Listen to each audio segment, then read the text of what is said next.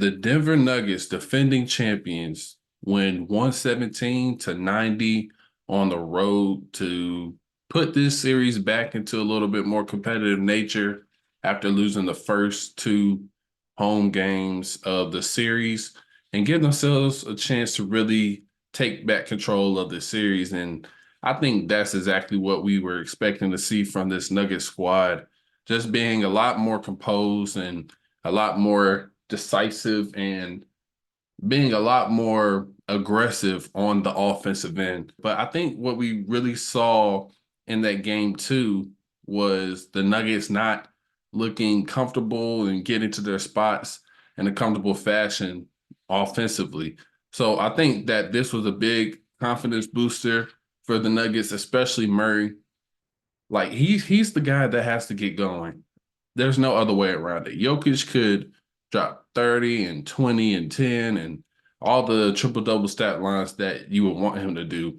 I think that's pretty much a given at this point. We know what we're going to get from him. So the production that we get from the guys around Jokic is the big thing. And I think that what Murray does offensively, in a way, is kind of more game changing for this specific Nugget squad than what Jokic does because, like I said, it's consistent. We know what we're going to get from Jokic. Even though he hasn't played his best series either, we really need that scoring punch from Murray because he has that ability to kind of do those over the top shot making, take you one on one, attack your mismatches. He's the guy that you worry about having to switch a big onto. A lot of times he got Karl-Anthony Towns to switch on to him tonight, man. And I think if you're a Nuggets fan, this is why you wanted Murray to get going. When we know Murray is really going to force you to have to either switch. If that double team or blitz off the screen isn't tight and secure enough to where you can contain Jokic from getting around the hip of the hedger, then he's going to make you either switch or guard. And once you do that, once that communication happens on that blitz on the screen, that's going to leave Jokic more open than what he would be when he's just making an early pass, like one dribble coming off the screen. And we know what Jokic can do in space. We know he has that very nice soft touch with the floater. We know that he can act like he's going to take a floater and then dump it off for a lob for Aaron Gordon, which I think you saw a lot of those tonight. Like a lot of the other guys were getting easier looks. You talk about your Aaron Gordon, he got a lot of lobs. That's what makes him comfortable. In the first two games, he was taking a lot of jump shots and threes, which if you're the Timberwolves, that's a win for you every possession if he's taking those perimeter shots. Michael Porter Jr. was able to come off of those back screens for a guard and then come up off of the DHO with Jokic and come and just get into his 1-2, rise up and shoot for the three. But you saw him look a lot more comfortable tonight. And I think that's the main word for this game, too. Just comfortability. The Timberwolves just cut their water off in game two. The Nuggets were not comfortable at all. They were getting pushed off their spots. They were being forced into certain situations and certain looks. They were being redirected from the actions that they like to get. And the Nuggets did not allow that to happen this game. So I couldn't explain enough how big it is to get Murray going because, like I said, he's that guy that puts that fear in you because you know what he can do from the perimeter, and he's just a mismatch. Like you already know what you're getting from Jokic, and just the ability to get those two going. I think that that's going to open up things for everybody else. It slots people into better roles because nobody's having to play above their means. Last game in game two, you saw Michael Porter having to put the ball on the floor a lot, which is something you don't want to see unless he's doing a pump fake sidestep three, a pump fake, one dribble pull up to the mid range, or things like that. One dribble curling off the DHO with one of the bigs, and you saw him have to try to create his own, and we just know he's not the same player doing that.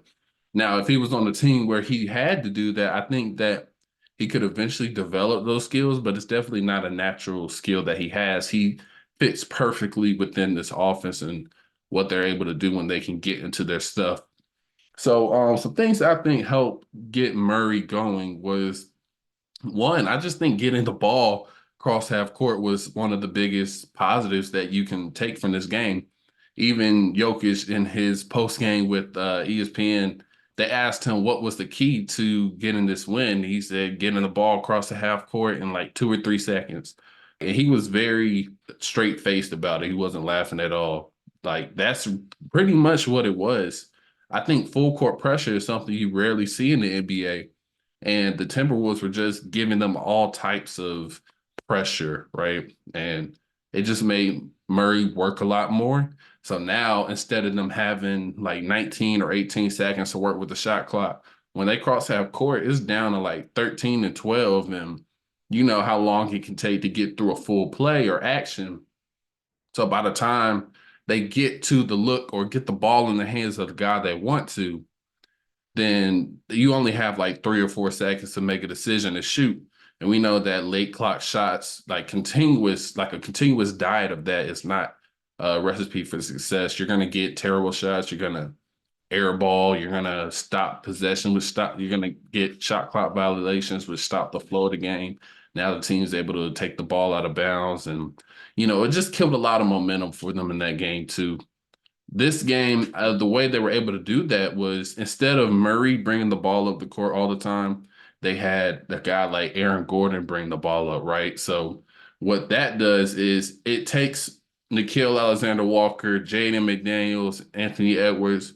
They can't press up on the ball full court pressure because instead of bringing the ball up, Murray is just going down the court, getting to a spot. He's waiting to receive a down screen. He's also in the corner where he can kind of sit and wait instead of having to waste energy trying to beat one of the pressing guards up the court. He can just go straight to the corner, sit down, wait, gather his energy, and then find ways to attack and read off the ball. I think that's one of the biggest things about him. He has the ability to just be effective off the ball. And that conserves his energy, which allows him to get more lift on the shots, especially with his calf struggling, which I don't think the calf was the reason he struggled in game two. I think that was legit defensive technique and pressure from the Timberwolves, but it's no question that that's a thing going on right now. And what does that do when you have Murray go straight to the corner instead of trying to beat a guard up the court and you give the ball to a big like Aaron Gordon to bring it up? Who's guarding Aaron Gordon? That's typically your other big if you're Minnesota. That's Karl-Anthony Towns. Is Karl-Anthony Towns going to be able to pressure the ball like that and move his feet? If he presses up, then I'm sure that Aaron Gordon's going to beat him down the court because we know Karl-Anthony Towns has done a great job in the post and around the rim, but he's not moving his feet guarding guys on the perimeter, especially not full court. So I think that was a very smart way for Michael Malone to be able to combat the full court pressure because you don't allow the guards to be the on-ball menaces that they've been. They have to work off the ball. And now you're making Cat say, okay, if y'all want to still press us, then Cat's going to have to be the guy putting that pressure on the ball. And that's just not what Minnesota wants to do. So you immediately nullify that full court pressure and allow your guys to get more comfortable into the flow of the game. So I think those were the biggest keys for the Denver Nuggets. It's evident that they just look like their normal selves and they know they can win in the half court battle because the Timberwolves, that's not their strength. Like the Nuggets are going to surgically take you apart and just get to their spots and their shots. And all they really needed to do in order to do that was get the ball across half court, not turn the ball over. I think at one point going to the third, they only had like 3 turnovers. So if they can get to their spots, they're going to find good shots. So I think that took a lot of air out of the Timberwolves defense, and they were not able to be as aggressive as they were in game 2. So I expect to see the Nuggets kind of stick to this game plan, knowing that as long as they can get into the flow of their offense, then they'll have a chance to win each one of these games.